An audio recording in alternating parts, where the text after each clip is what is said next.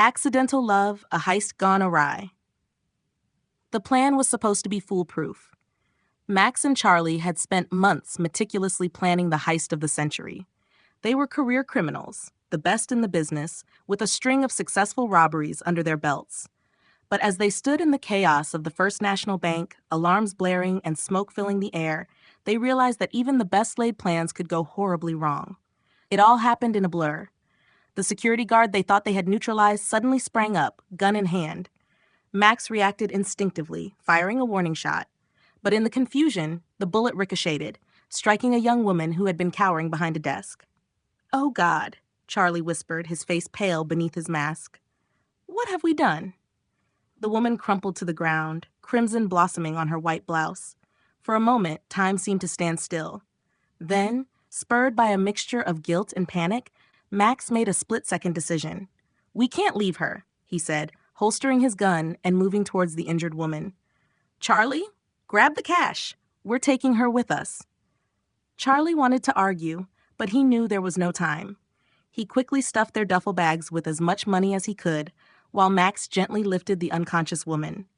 Together, they fled the scene, the wail of approaching sirens nipping at their heels. They drove in tense silence to their predetermined safe house, an isolated cabin in the woods.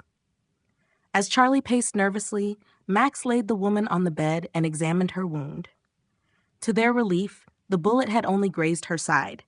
It was painful and had caused her to lose consciousness, but it wasn't life-threatening.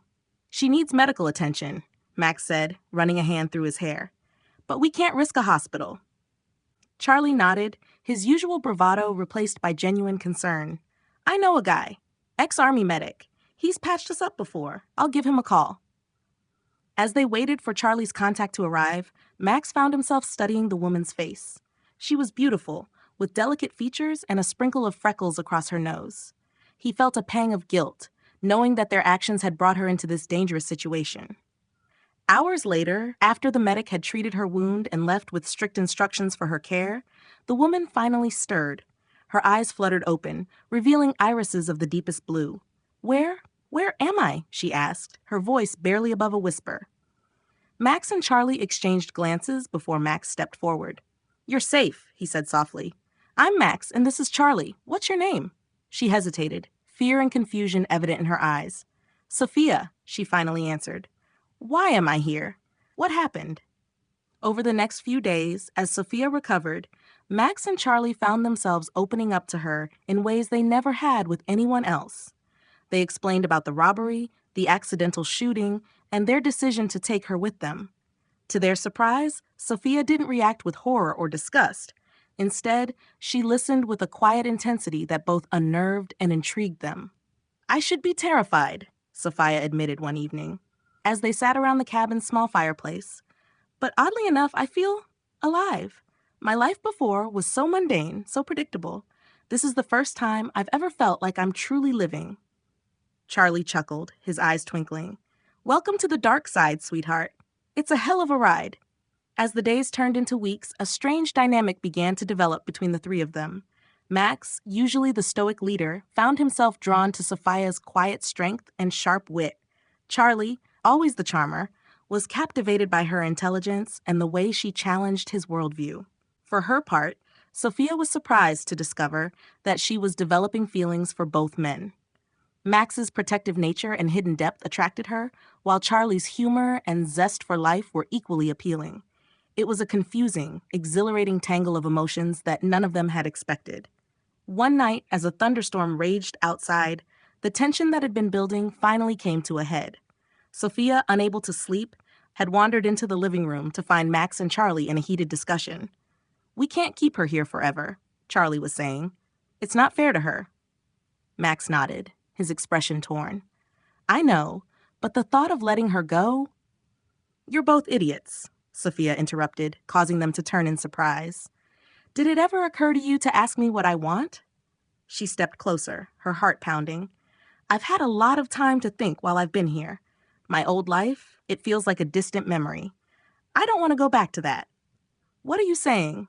Max asked, his voice hoarse. Sophia took a deep breath. "I'm saying I want in. On whatever this is, whatever you two do, I want to be a part of it. Charlie let out a low whistle. Damn, girl, you're full of surprises. Max, however, looked concerned. Sophia, this life, it's dangerous, unpredictable. You could get hurt, or worse. Sophia reached out, taking one of their hands in each of hers. I know the risks, but for the first time in my life, I feel truly alive, and it's because of you two. The air crackled with electricity that had nothing to do with the storm outside. In that moment, the boundaries between captors and captive, between right and wrong, blurred beyond recognition. As lightning illuminated the room, Max and Charlie shared a look of understanding before turning back to Sophia. Well then, Charlie said with a grin, I guess we're going to need a bigger getaway car. Max nodded, a rare smile tugging at his lips. Welcome to the team, Sophia.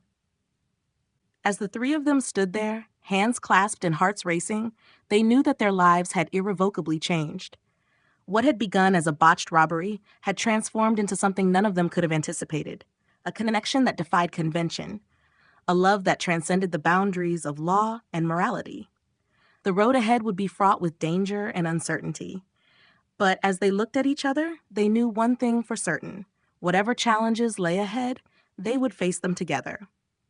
For in the chaos of that fateful heist, they had stumbled upon the greatest score of all, a love that was worth any risk.